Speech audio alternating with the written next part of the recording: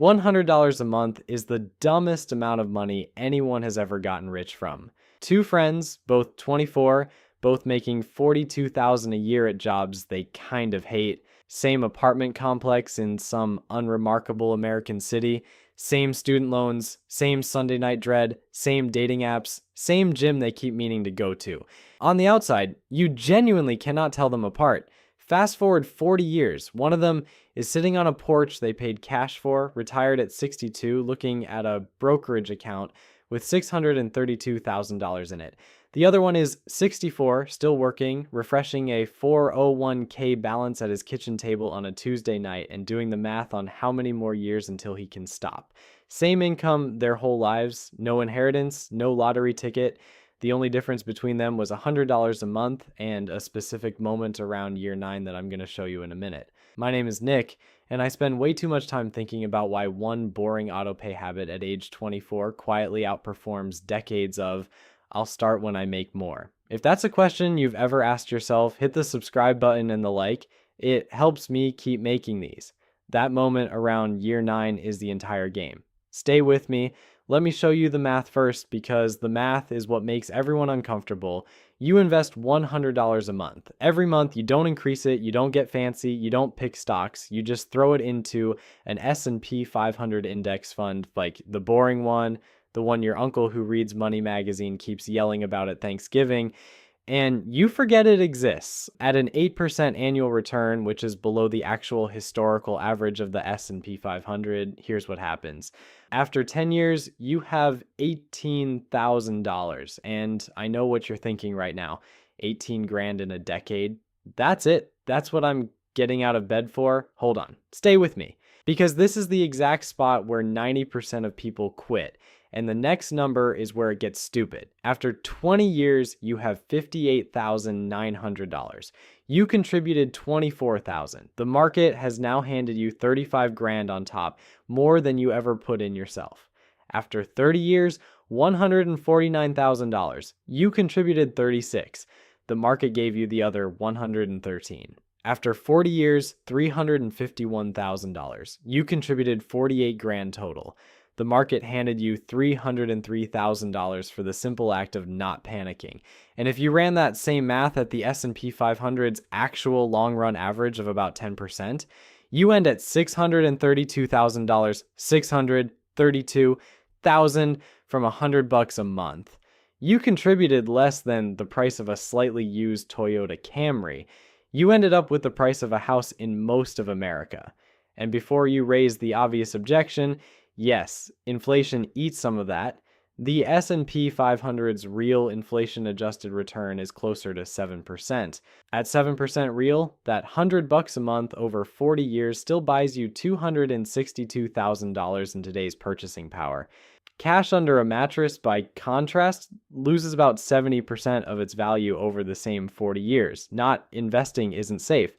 Not investing is a guaranteed, slow, polite mugging. So here's where I lose half the audience. Because if this is true, and it is, the math is just the math, then a reasonable question is, why isn't everyone doing it? And the answer is annoying. People don't do it because $100 feels insulting. It feels like the financial equivalent of bringing a Tupperware container to a 5-star restaurant.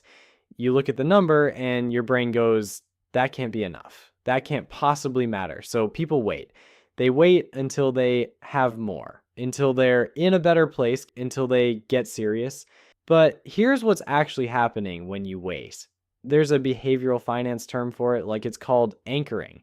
Researchers at Seton Hall studied app-based investors a few years ago, and what they found was genuinely funny in a tragic way.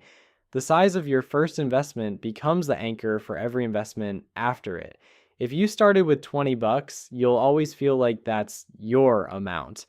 If you started with $2,000, that becomes your baseline. So when people wait to start until they can really invest, what they're actually doing is permanently setting their anchor at zero. Their default contribution becomes nothing forever. They aren't waiting, they're choosing.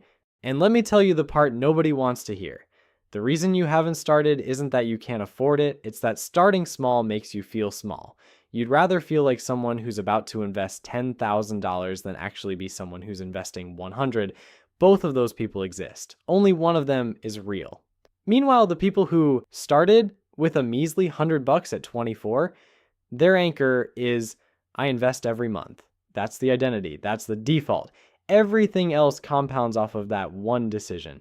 Okay, now we're at the part I promised you in the intro. The thing about year 9, because there's a specific moment, and I mean a specific month, where your investment account stops being a savings account and starts being a money machine, the crossover. And almost nobody talks about it because it's not flashy and it doesn't fit in a TikTok. Here's how it works. Every year you put in $1,200, right? $100 a month, 12 months. That's your contribution. For the first few years, the market gives you scraps. $48 in year 1, 500 by year 5. You're still doing way more work than the market. In year 8, you put in $1,200. The market gives you about $1,070. You're still ahead. And then year 9 hits. In year 9, you put in your $1,200. And the market quietly, without telling anyone, gives you $1,259. For the first time in your life, your investments earned more than you contributed in a year. Your money is now doing more work than you are. You've crossed over. And nobody throws you a party. Nothing happens. Your account doesn't send you a text. The S&P 500 doesn't call you and say congrats. You don't even notice it unless you're tracking the numbers like a weirdo. But that month, somewhere around month 104, your entire financial trajectory pivots. Before the crossover, you're an investor doing work. After the crossover, you're a passenger in your own portfolio. And here's the brutal part. Every year after that, the gap gets wider. By year 20, your account is earning 4 or 5 times your annual contribution. By year 30, it's earning 10 times. The math doesn't accelerate slowly. It accelerates exponentially, which is just a fancy way of saying this gets ridiculous real fast.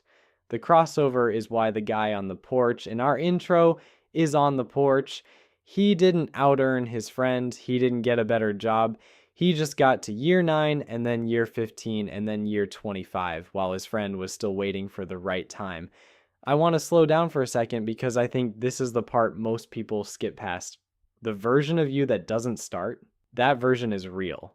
That version exists somewhere in your future, and he or she is doing something specific right now in their head.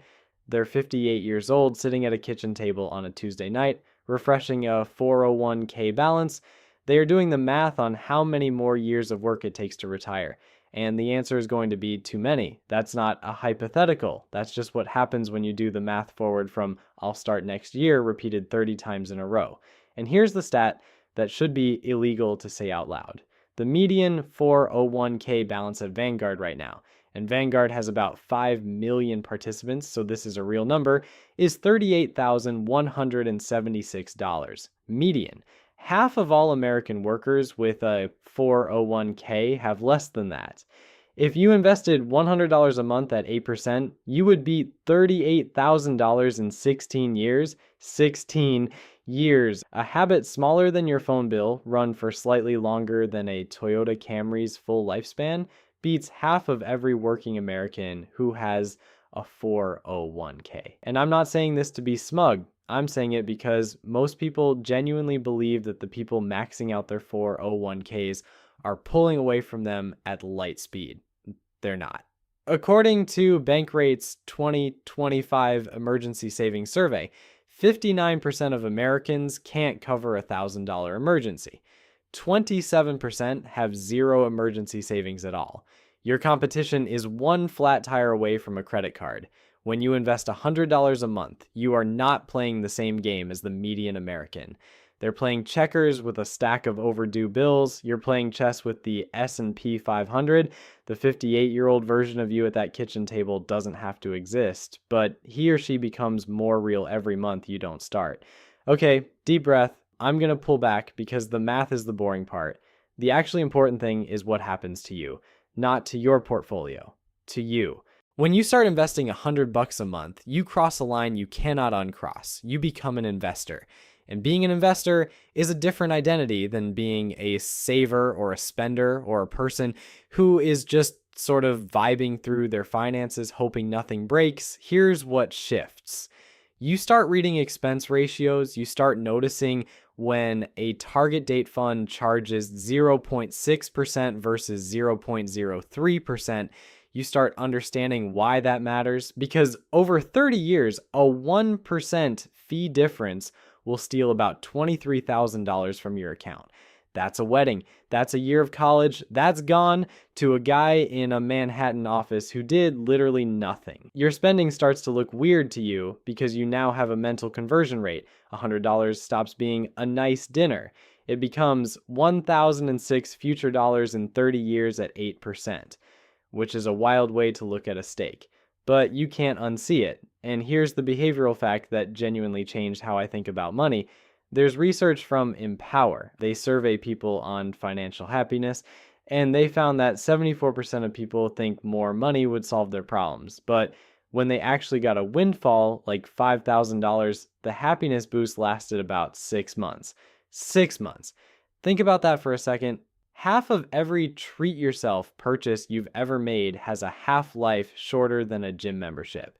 If happiness has an expiration date, why do we keep spending money on things that won't outlive the receipt? Now, quick objection people raise here. What about market crashes? The market is too volatile right now to invest. JP Morgan ran the numbers in their 2025 Guide to Retirement. Over the last 20 years, the S&P 500 returned 10.6% annualized. If you missed just the 10 best days, you got 6.4%. Missing 20 best days drops you to 3.7, missing 30 drops you below 2, missing 40 puts you negative. The catch is that the best days cluster within 2 weeks of the worst days. So every time you sell during a crash, you're statistically the kind of genius who turns off the oven right before the food is done. Time and market, not timing, that's the whole game. I want to introduce you to 3 people because abstract math is one thing, but humans live in specifics. The first is Aya, 22, just graduated, working a $42,000 entry-level marketing job in Columbus, Ohio. She doesn't have a financial advisor. She doesn't have rich parents. She has a Roth IRA. She opened on her phone in 12 minutes an $100 automatic contribution that hits the day after payday. Aya doesn't check her account, by the way. She forgets the password and has to reset it twice a year. That's her entire involvement. She never increases the 100. She never gets fancy. She just buys a total market index fund for 43 years. By 65, she has about $447,000 at an 8% return, or around $823,000 at the long run S&P average of 10%, tax-free. Because Roth. Aya isn't a genius. Aya isn't disciplined. Aya is just on auto pay. The second is Jen. 35, single mom, 2 kids, just landed her first real job with benefits. Her employer matches 50% of her 401k contribution up to a limit. She puts in $100 a month. The employer kicks in $50, so her effective contribution is $150. Jen, by the way, set this up on her lunch break in a Wendy's parking lot. That was the moment. Frosty in one hand, phone in the other. She didn't tell anyone. She didn't celebrate. She just did it. 30 years of that at 8% gets her to about $223,000. Her own money, the part she actually paid, was $36,000. The rest is the employer match plus compound growth. She more than doubles the median 55 to 64-year-old's 401k by being a late starter who simply showed up. The match is not a perk. The match is a math weapon. The third is Mark, 50 years old. He'd been saying, "I'll start next year," since 2002. What finally got him? A comment his brother-in-law made at a barbecue, something about being the kind of guy who never started. It wouldn't leave his head. 3 weeks later, Mark opened a brokerage account. 20 years later, at 70, Mark has about $58,000 at 8%, or $76,000 at 10. Is that a retirement? No, Mark is not buying a yacht. But here's the part. Mark doesn't see until he sees it. He still beats the median 45 to 54-year-old's 401k right now. By starting 28 years late on the world's most boring schedule, Mark is still ahead of half of mid-career America. Late is better than never by a 5-figure margin. And it turns out brothers-in-law occasionally have a use. Here's where I get a little serious because I think this is the part most people miss. $100 a month is not a financial decision. It's an identity decision. You're not really choosing what to do with $1,200 a year. You're choosing who you are. You're choosing whether you're the kind of person who participates in the economy as an owner or the kind of person who only participates as a worker. Owners have their money working for them while they sleep. Workers trade hours for dollars and start the clock over every Monday. Two completely different lives. There's also a quieter cost most people never count. If you're 31 and you haven't started, you've already left about $40,000 on the table compared to the version of you that started at 22. That money is gone. We can't get it back. But the version of this conversation where you're 41 and still haven't started is the one I'm trying to prevent right now. The wildest thing about the system we live in is that the door to becoming an owner is unlocked. It costs $100. It takes 15 minutes to set up. The brokerage accounts are free. The index funds have expense ratios of less than 0.1%. Fractional shares mean you can buy a piece of every company in the S&P 500 with what you'd spend on a single bar tab. The door is unlocked, and most people just stand in front of it for 30 years, Googling whether the door exists, while the people who walked through it at 22 are now sitting on 6-figure portfolios they barely think about. Warren Buffett said, "Compounding is a snowball. The trick," he said, "is to have a very long hill," which means starting young or living a very, very long time, preferably both. $100 a month is you packing your first snowball. It's small. It's pathetic. It barely rolls. For the first few years, it just kind of sits there. But the hill is 40 years long. And if you give the snowball 40 years on that hill, it doesn't end up as a snowball. It ends up as a glacier. I'm going to wrap this up with a practical thing, because if you've watched this far and you don't do anything, I have failed. Step 1, open a brokerage account, Vanguard, Fidelity, Schwab, any of them. It takes 15 minutes. You can do it from your phone in the time it takes to scroll through Instagram and convince yourself other people's lives are better than yours. Step 2, inside that account, open a Roth IRA if you're under the income limit. If you have a 401k with a match at work, use that first up to the match. Free money goes first. Quick caveat. If you've got credit card debt at 24% APR, pay that down before any of this. No market return on earth beats credit card interest, but take the 401k match regardless. A 50% instant match beats every debt rate. Step 3, pick one fund. 1, a total market index fund or an S&P 500 index fund, VTI, VOO, FXAIX, FZROX. The names don't matter. They're all basically the same boring thing. Step 4, set up an automatic transfer of $100 a month the day after payday before you have a chance to think about it, before your dumb brain says, "I'll do it next month." Step 5, don't check it. Seriously, don't.